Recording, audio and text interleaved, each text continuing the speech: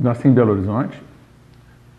Meus pais são de Belo Horizonte, então eu sou o primeiro médico da família, assim, que eu saiba, e na verdade era um sonho do meu pai ter um filho estudando medicina, eu acho que era o sonho de vários. Então, e eu fiz medicina aqui em Belo Horizonte e me formei em 1970, num curso de medicina que foi muito bom, foi um curso excelente. Eu formei, casei-me, minha esposa Betânia, eu tinha 23 anos, ela tinha 19, nós nos casamos e naquela época a residência não pagava. Então você podia morar de graça no hospital, mas você não recebia. E eu queria casar e não tinha maneira como sustentar uma família. Então me mudei para os Estados Unidos, fui fazer minha residência nos Estados Unidos, onde eles pagavam. Então nós mudamos para os Estados Unidos, eu tinha 23 anos e ela tinha 19, e acabamos ficando 12 anos no exterior, até que nós voltamos em 82.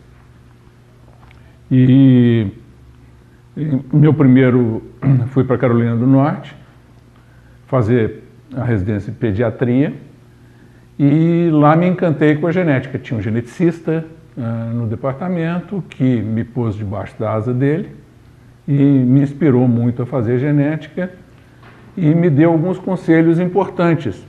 Por exemplo, de que se eu era um pediatra que quisesse fazer genética, eu deveria fazer um doutorado em genética para ser visto também, não como um curioso, mas como um verdadeiro geneticista.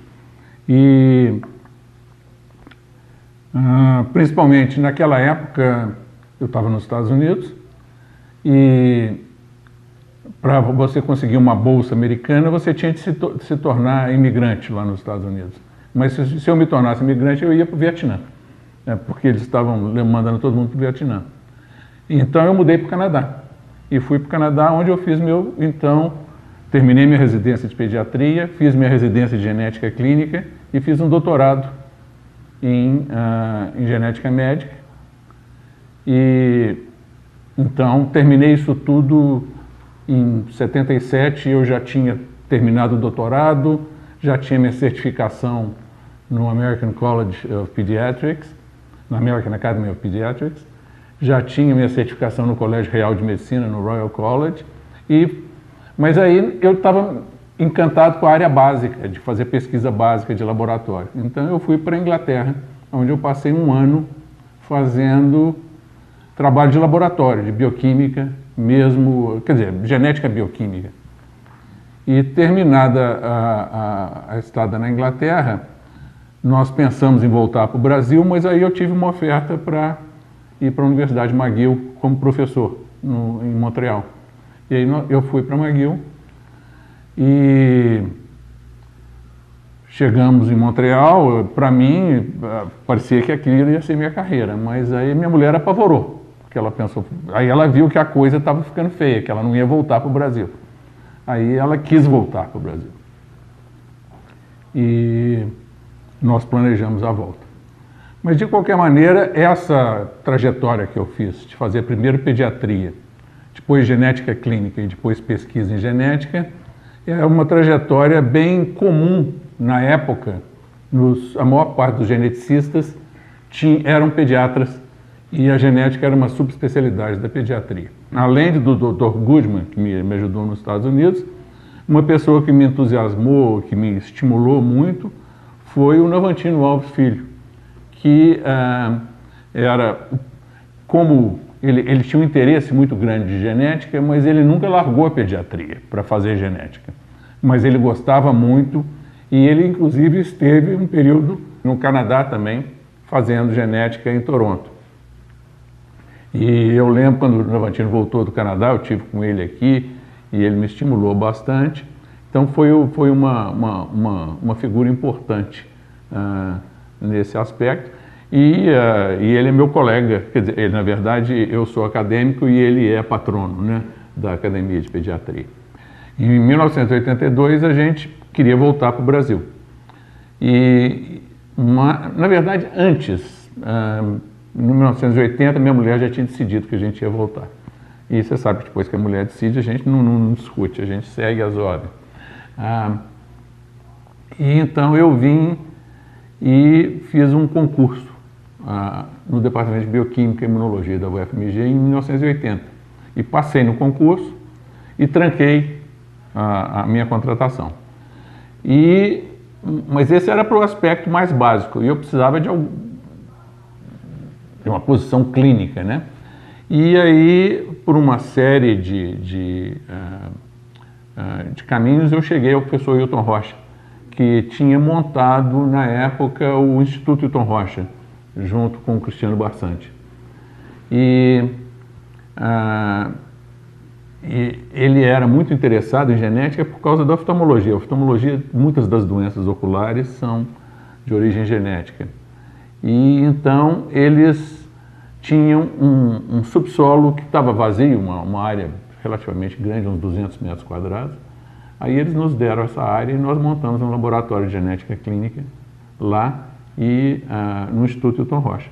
Então, desde 82 até 90 eu fiquei lá.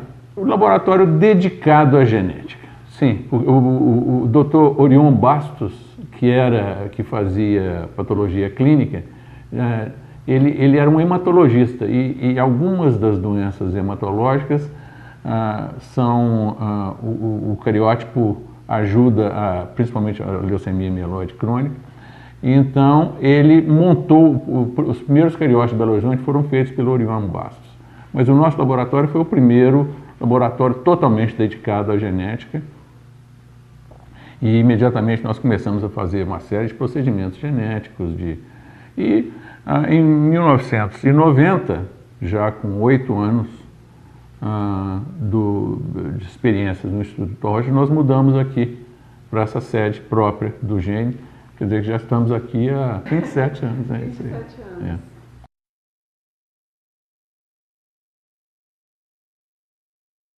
E isso é interessante, porque eu dei essa sorte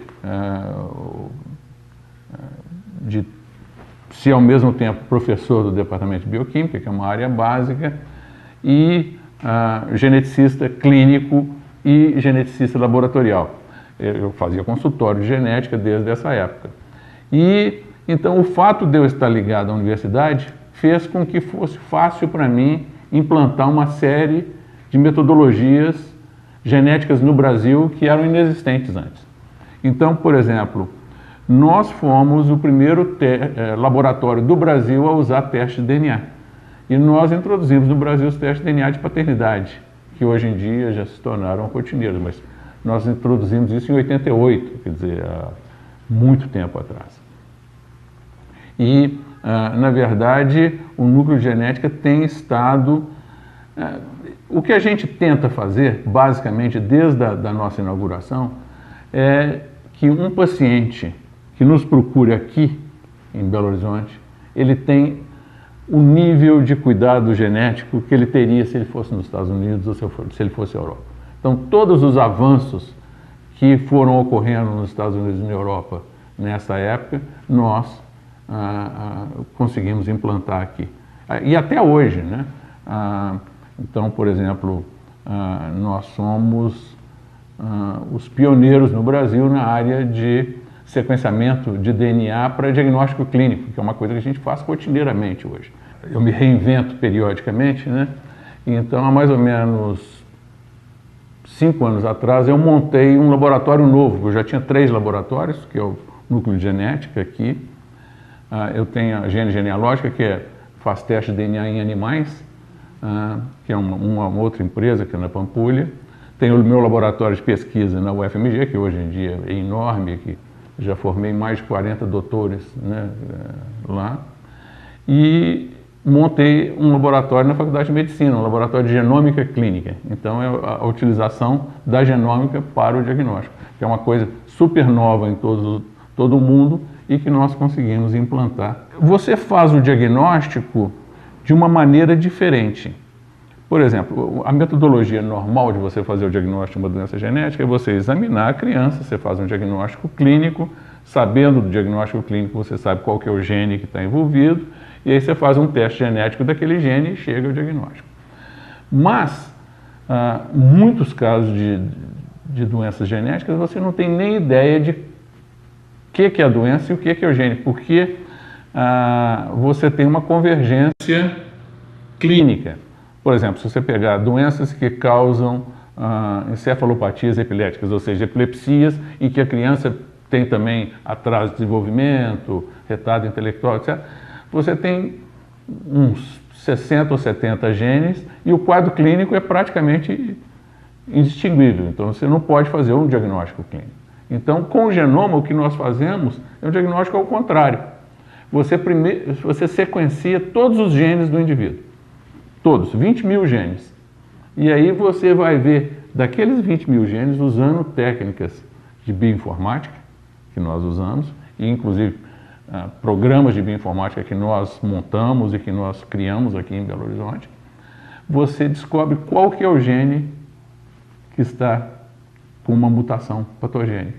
E a partir disso, então, você chega ao diagnóstico. Então, você faz a genética reversa. Você primeiro diagnostica a alteração do gene e depois você chega no paciente. E a gente tem feito isso quer dizer, nós já fizemos, provavelmente, em breve nós vamos chegar a 1000 pacientes, que a gente já fez isso aqui, esses procedimentos, né? Na Faculdade de Medicina a gente faz como uma pesquisa, e a gente é de graça, etc., né? E aqui no Gene é a aplicação clínica que a gente recebe pacientes do Brasil inteiro para fazer esse tipo de exame. No caso das encefalopatias epiléticas, que são crianças que às vezes não têm controle, o controle medicamentoso das convulsões é extremamente difícil, sabendo qual é o gene, se é um canal de cálcio, um canal de sódio, ou um canal de potássio, ou tipo você então é muito mais fácil você chegar no tratamento ideal. E também tem o fato de que essas doenças não são comuns. Então, se você tem uma criança com, por exemplo, uma síndrome de Dravet, que é uma síndrome rara, e você diagnostica que aquela síndrome de Dravet é devido a uma alteração num gene específico, eu posso então me corresponder, e nós temos uma rede mundial, e eu posso ver qual que é a experiência que eles têm na Alemanha, na França, com o tratamento daquela alteração gênica específica. E aí você pode, ao invés de ficar tentando medicamentos, você pode ir e começar com um medicamento específico. Então existe a lenda e o medo de que doença genética não tem cura e que não tem tratamento, e isso é bobagem, porque a gente trata os pacientes e em alguns casos a gente tem resultados espetaculares, porque a gente faz o diagnóstico precoce com essa metodologia. Então essa é a minha nova coqueluche. É uma coisa interessante porque a medicina é um pouquinho uma cachaça, entende? E eu gosto de medicina, então eu nunca tive nenhum hobby, porque eu nunca precisei de hobby, porque a medicina, quer dizer, a medicina e a ciência são os meus hobbies.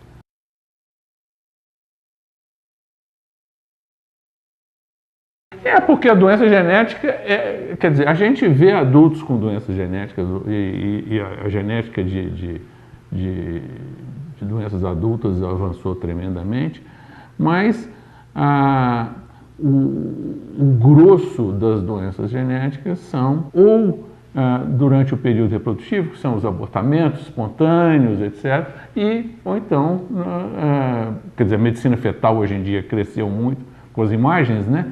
Então a gente tem diagnóstico precoce de muitas coisas no útero da mãe ainda, né? E durante a infância. E daí a importância, essa ideia de que você é um melhor geneticista porque você conhece pediatria, então você é capaz de fazer o diagnóstico pediátrico. E isso te torna um melhor geneticista, entende? Então, existe no Brasil, hoje em dia, eu não estou envolvido, um modelo de fazer residência em genética só. Forma e vai fazer residência em genética, né? Eu acho que a pessoa deve fazer primeiro uma formação clínica completa, seja em genética, ou em clínica médica, ou em ginecologia obstetrícia, para depois fazer a genética como uma subespecialidade.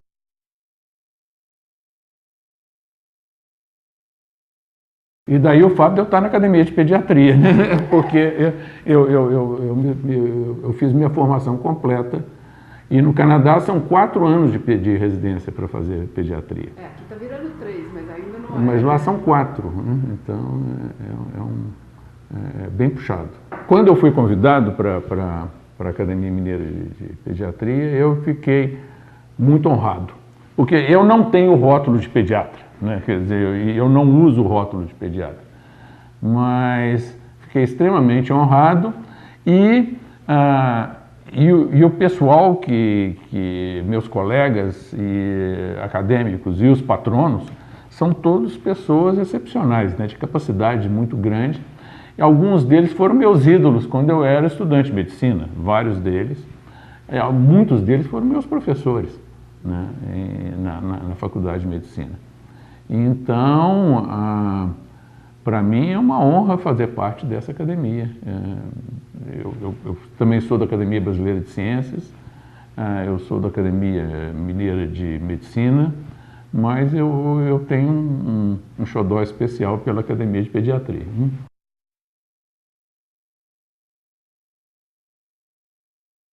Eu pertenço à Sociedade Brasileira de Genética e há 2 anos, até na reunião anual, eu fui homenageado pela Sociedade Brasileira de Genética, que para mim é uma honra também. E a Sociedade Brasileira de Genética agora ela tem subespecialidades de geneticistas diferentes. Então tem geneticistas de abelha, tem os geneticistas de plantas, e eu sou um geneticista humano lá. Quer dizer, eu sou da especialidade humana, né? E é muito importante esse tipo de sociedade porque ela serve como uma ponte de tradução entre o conhecimento básico que está aflorando e a área clínica. Então, é através dessas sociedades que a gente difunde, quer dizer, a própria Academia Brasileira de Ciências, mas também dentro da Sociedade Genética, que a gente pega essa área. Então, eu fui também sou membro da Sociedade Brasileira de Bioquímica e Biologia Molecular, fui presidente da Sociedade de Bioquímica e então, por exemplo, em 1992, eu realizei aqui no Brasil a primeira reunião sul-norte do genoma humano, então foi o primeiro evento genômico do Brasil, quer dizer, é a hora que a genômica entrou no Brasil, nós recebemos aqui mais de 100, o topo, o creme de la creme da genômica mundial veio a Belo Horizonte, né?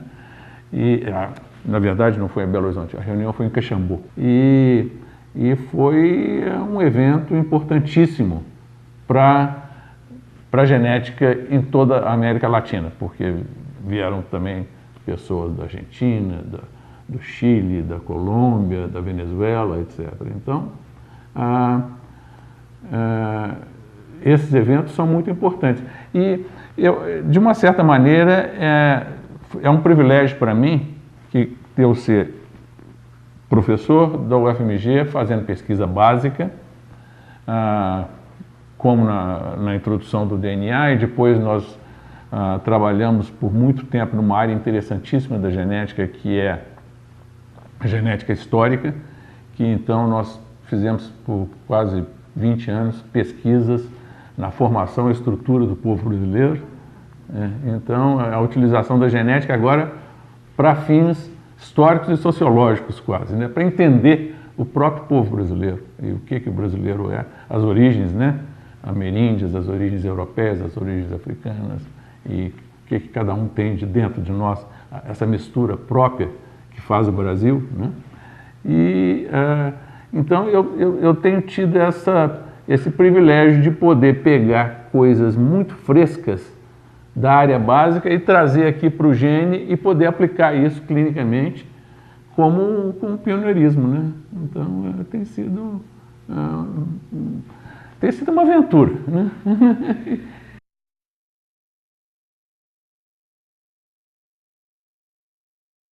Olha, eu acho que é uma área fantástica, eu adoro o que eu faço e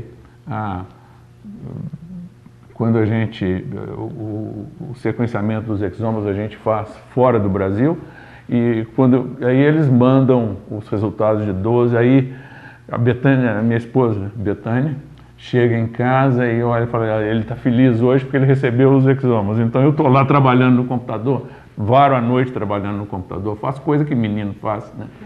Mas desde o começo, quando eu cheguei aqui em 82, eu era professor de bioquímica e eu tinha o laboratório no Instituto Hilton Rocha e o consultório. E não era que eu era tempo parcial em um e outro, eu era tempo integral nos dois. Então, se você vai trabalhar 40 horas por semana em cada um deles, você vai trabalhar então 80 horas por semana. Em outras palavras, é uma aventura, mas é uma aventura que você tem que trabalhar muito duro. Você tem que estudar muito, porque você tem de estar sempre na frente do conhecimento, você não pode estar na rabeira. Você tem de estar inovando, você tem que estar sempre tentando ensinar as pessoas e motivar as pessoas a seguir os últimos avanços. Então, eu acho que você precisa de uma pessoa ideal. A Betânia, minha esposa, é a minha parceira ideal, ela é a diretora administrativa aqui do GEM e ela me acompanha nessa carreira. Então não tem aquele negócio da mulher que fica em casa queixando que o marido está trabalhando. Então, pelo contrário, nós sempre fizemos isso aqui, tudo isso foi feito junto, nós dois. Nós tivemos um filho, realmente não daria tempo muito eu me dediquei muito ao meu filho quando ele era pequenininho e eu acho que eu não teria tempo para me dedicar de novo a uma outra criança tanto. Então nós ficamos com um filho, mas ele agora já nos deu 4 netos. Então as coisas estão se multiplicando, né? Então ele já está partindo para a segunda esposa e 4ª criança, né? E então eu agora tenho uma fase de avô também, né? Que inclusive domingo agora é o primeiro aniversário do nosso 3º neto. O 4º está no forno, né? E então esse lado familiar, de uma certa maneira, você tem de tomar cuidado com ele também. Mas é uma vida sacrificada, é uma vida de muito estudo. Sacrificada se você não gosta, né? Como eu gosto de estudar, então é o que eu estou dizendo, é uma aventura. Atrás de cada exame tem uma família. E o exame vai determinar o futuro dessa família em muitas maneiras, né? Então, um exame de paternidade, responsabilidade, um exame de genética que a família vai ter de fazer um planejamento genético. Então, a gente não pode esquecer que atrás dos exames sempre tem pessoas. E atrás da pesquisa sempre tem pessoas. E talvez eu tenha unido um pouco, aplicado na minha medicina, os critérios científicos das ciências básicas e aplicado nas ciências básicas os critérios humanísticos que você tem na medicina, que é o contato com a pessoa, etc. Então, por exemplo, como você sabe, a pesquisa é financiada por órgãos como o CNPq, a FAPEMIG, que é o órgão mineiro de auxílio à pesquisa, etc. E isso através de impostos, né? Então eu sempre fui muito consciente da necessidade de dar um feedback para o povo, porque afinal de contas, quem está pagando pela pesquisa nossa é o próprio povo, né? Mas de dar um feedback e mostrar uma coisa que hoje em dia, eu acho que principalmente nesse momento político que nós estamos vivendo, é fundamental saber que pesquisa não é custo, pesquisa é investimento. Então, as pessoas têm de estar conscientes disso.